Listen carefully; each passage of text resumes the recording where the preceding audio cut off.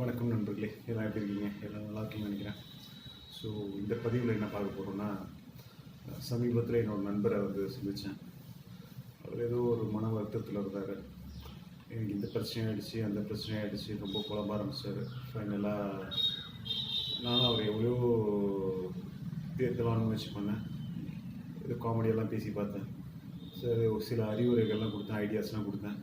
இருந்தாலும் அவர் என்ன பிலீவ் பண்ணுறாருன்னா, எங்கள் வீட்டில் சொன்னாங்க, இந்த கோவிலுக்கு போய் ரொம்ப நாள் ஆச்சு, இந்த கோவிலுக்கு போனால் எல்லா பிரச்சனையும் தீர்ந்துரும்னு சொன்னார்.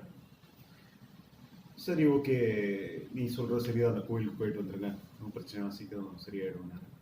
அது போகிறதுக்கும் எனக்கு கொஞ்சம் பணம் கம்மியாக இருக்குது, ஒரு 2000 கொடுன்னு வேறு கேட்டு என்கிட்ட ஒரு 2000 கடன் வேறு வாங்கிட்டு போனார். நான் அதையும் அடப்பாவி வீட்டை பேசுகிறதுக்கு 2000 வர போச்சேன்னு ஒரு வருத்தத்தோடு சரி கொடுத்து மறுபடியும் போயிட்டு வா, பிரச்சனை சரியாயிடும் சொல்லிட்டு அனுப்பி வச்சேன். ஸோ எதுக்கு சொல்ல வரேன்னா, எனக்கு நிறைய பிரச்சனைகள்லாம் வந்திருக்கு வாழ்க்கையில். நானும் சில நேரங்கள்லாம் கோவிலுக்கு தான் போய் வேறு வழி இல்லைன்னு சொல்லி கோவிலில் தான் போயிட்டு கடவுளை வேண்டி இந்த பிரச்சனையை எப்படியாவது எனக்கு சரி பண்ணி கொடு கடவுளேன்னு வேண்டியிருக்கேன். அந்த மாதிரி தருணங்கள்லாம் என்ன இருக்குன்னா, நிறைய சொல்யூஷன்ஸும் கிடச்சிருக்கு எனக்கு. அந்த பிரச்சனையிலேருந்து வெளியே வந்திருக்கேன். ஸோ எனக்கு அந்த ரொம்ப நம்பிக்கையும் இருந்தது ஒரு காலத்தில். எந்த பிரச்சனையாக இருந்தாலும் உடனே கோவில் போயிடணும். ஆனால் யூஸ்வலாக நான் கொஞ்சம் ரொம்ப தூரத்தில் இருக்கிற கோயிலெலாம் போகிறது கிடையாது. எந்த கோயில் பக்கத்தில் இருக்கோ அந்த கோயிலில் போய் என்னோடய பிரச்சனைகள்லாம் சொல்லி அது எப்படியாவது சரி பண்ணி கொடுன்ற ரெக்வஸ்ட் எப்பவுமே ஒரு 5-6 வருடங்களுக்கு முன்னாடிலாம் நான் ரெகுலராக பண்ணிகிட்டு இருந்த ஒரு விஷயம் தான். ஸோ இவரும் இந்த நண்பர் இதே தான் இப்போ பண்ணார். அவர் ரொம்ப நம்புறாரு. சரி, நான் எவ்வளோ சொல்லி பார்த்தேன், கேட்கல, சரின்ட்டு அனுப்பியாச்சு. ஸோ இப்போ இந்த பதிவில் என்ன சொல்ல வரேன்னா, நமக்கு ஒரு பிரச்சனை வரும்போது கோவிலுக்கு மட்டும்தான் போகணுமா?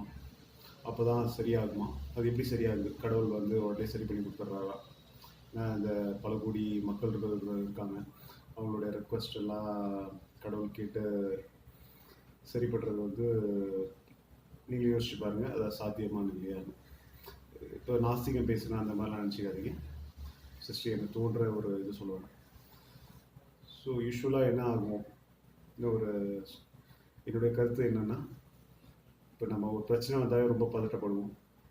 ஸோ நம்ம யோசிக்கிற தன்மையை நம்ம இழக்கிறோம். அதாவது நம்ம தாட்ஸ், எண்ணங்கள் ரொம்ப ஸ்கேட்டர்டாக இருக்கும். ஸோ நம்ம பண்ண வேண்டிய விஷயம் என்னென்னா, நம்ம ஸ்கேட்டர்ட் தாட்ஸை ஒரு ஃபோக்கஸ்டு தாட்டாக மாற்றினோன்னா நமக்கு அந்த பிரச்சனை எப்படி வரும்ன்ற வழி நமக்கு தெரியும்.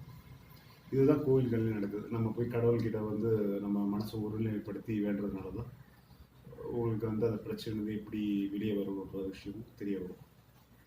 அதான் கான்செப்ட். இதுதான், உங்கள் எண்ணங்கள் சிதறல் இருக்குது, அதை ஃபோக்கஸ்டாக கொண்டு வரீங்க. அது இல்லாமல் கடவுளை ரொம்ப நம்புறதுனால உங்களுக்கு மன அமைதி ஏற்படும், சரியாயிடும். ரொம்ப நம்புறீங்க, ஆக்சுவலி நல்ல விஷயந்தான். இதுதான் நடக்கிற விஷயம். ஸோ இதுக்கு நீங்கள் ரொம்ப தூரம் உங்கள் பணத்தை செலவு பண்ணிவிட்டு ரொம்ப தூரமாக ஒரு கோவிலில் போயிட்டு அந்த கோவிலில் போனால் தான் பிரச்சனை சரியாகும்ங்கிறதெல்லாம் எனக்கு உடன்பாடு கிடையாது. நீங்கள் வீட்டிலேயே ப்ரேயரோ இல்லை மெடிடேஷனோ பண்ணால் கூட உங்களுடைய பிரச்சனைகள் தீர்ப்படுது. பாயிண்ட் என்னென்னா, உங்களுடைய பிரச்சனைக்கு தீர்வு உங்கள்கிட்டே தான் இருக்குது. உங்கள் பிரச்சனையை உங்களால் மட்டுமே தான் அதை சரியாக தீர்க்கவும் முடியும். மற்றவங்க சொன்னாலாம் அதெல்லாம் உங்களுக்கு எந்த அளவுக்கு உபயோகப்படும்னு தெரியல. ஆனால் உங்கள் பிரச்சனையை உங்களால் தான் 100% உங்களால் தான் அதை தீர்க்க முடியும். அதுக்கான முயற்சி உங்களால் முடியும். அதுதான் நான் சொல்ல வர விஷயம். அதான், இப்போ நீங்கள் ஒரு கட்டத்திலேருந்து அடுத்த நிலைக்கு வாழ்க்கையிலேருந்து அடுத்த கட்டத்துக்கு போகலனாலும் அதுக்கு நீங்கள் தான் காரணம். அடுத்த உங்களை தடை போடுறான், நான் போகிற பாதையை மறைச்சிட்டான், தடையாக இருக்கான், நான் போகிற பாதையில் செங்கல் கட்டிட்டான், அந்த மாதிரிலாம் கிடையாது. நீங்கள் முன்னேறலைன்னா வாழ்க்கையில் அதுக்கு காரணம் நீங்கள் தான். இந்த மாதிரி யாரும் உங்கள் தடையாக இருக்கிறான், செங்கல் கட்டிட்டான் போகிறதுனா உங்களை பறக்க சொல்கிறான்னு பறந்துருங்க, அந்த இடத்துல பறந்துருங்க. நீங்கள் உங்களுக்கு உயரிய வேறு ஒரு இடம் உங்களுக்காக காத்துட்டு தான் இருக்கும். ஸோ ஃபோக்கஸ்டாக இருங்க. ஃபோக்கஸ்டுக்கு எதை பண்ணணும்னா, டெய்லி வீட்டிலே ப்ரேயர் பண்ணுங்கள், மெடிடேஷன் பண்ணுங்கள்.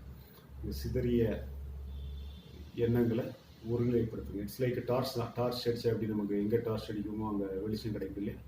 அப்போ அந்த பொருள் எங்கே இருக்குன்னு தெரியும். இதுதான் கான்செப்ட். ஸோ இதை நல்லா புரிஞ்சுக்கிட்டீங்கன்னு நம்புகிறேன். உங்கள் மனசை டெய்லி ப்ரேயரோ இல்லை மெடிடேஷனோ, முடிஞ்சால் கோயிலுக்கு போகிறது பெஸ்ட். முடியாத பட்சத்தில் வீட்லேயே கண்டிப்பாக நீங்கள் மெடிடேஷன் ப்ரேயர் ஏதாவது பண்ணி உங்கள் சிந்தனையை நல்லா வச்சுட்டு, உங்கள் மனசை நல்லா வச்சுட்டு, உங்களுடைய பிரச்சனைக்கான தீர்வை நீங்களே கண்டுபிடிங்க. ஸோ இந்த பதிவு உங்களுக்கு பிடிச்சிருக்கும்னு நம்புகிறேன். இதை கமெண்ட்ஸ் இருந்தால் பண்ணுங்கள். நம்ம அடுத்த பதிவில் அதை பற்றி நம்ம விரிவாக பார்க்கலாம். ஸோ இந்த பதிவு உங்களுக்கு பிடிச்சிருக்கும்னு நம்புகிறேன்.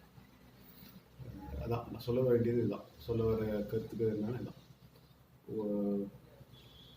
நீங்கள் அடுத்த கட்டத்துக்கு போகணுன்னா அது உங்களோட சிந்தனையினால் மட்டும்தான் முடியும். நீங்கள் எப்படி சிந்திக்கிறீங்க அதை வச்சு தான் உங்களுடைய வாழ்க்கை அடுத்த கட்டத்துக்கு நகரும். அதனால் தெளிவாக புரிஞ்சுக்கோங்க. யாரோ உங்களுக்கு உதவி பண்ண போகிறது கிடையாது. நீங்கள் எப்படி சிந்திக்கிறீங்களோ உங்கள் சிந்தனையை பொறுத்து தான் உங்களுடைய வாழ்க்கை அடுத்த கட்டம் எப்படி இருக்க போகுது தீர்மானிக்கப்படுகிறது. அதனால் சிறப்பாக சிந்திங்க, உயரிய கருத்துக்களை சிந்திங்க, நல்ல உயரிய ஒரு குறிக்கோளை வைத்துக் கொள்ளுங்கள். அதை ஃபோக்கஸ்டாக வச்சுக்கோங்க. இல்லை ஃபோக்கஸ்டான ஒரு பெரிய கோல் தான் உங்களுக்கு சக்ஸஸை கொடுக்கும். ஸோ இந்த பதிவு உங்களை பிடிச்சிருக்குன்னு நம்புகிறேன். அடுத்த காணொலி சந்திக்கிறேன். அதுவரை உங்களிடம் இருந்து